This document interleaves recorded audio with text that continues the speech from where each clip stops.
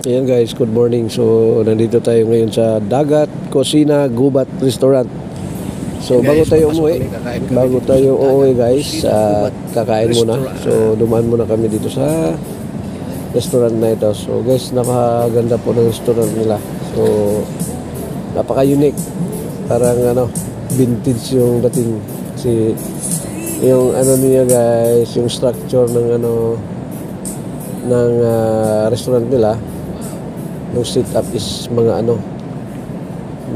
kahoy lang na yung kawayan, lalo na yung sahig. So ayun so makikita niyo naman guys, di ba? Ang ganda. So sa likod nandun po yung palayan, may mga punong kahoy, kaya nga tinatawag na gubat.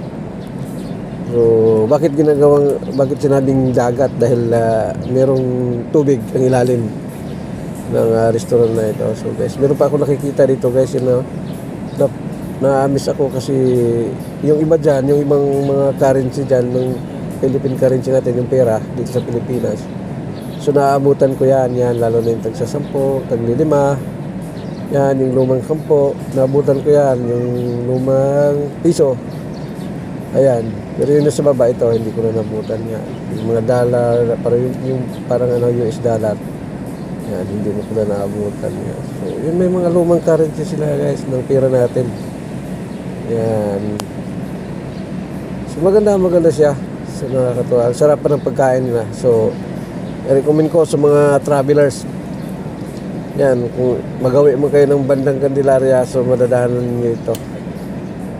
So, ayan guys. So, kakain na kami. Ayan, dumating na po yung order namin. So, masarap yung bulalo nila, lalo na po yung laing. Ayan, yan po yung binanatan ko. Laing.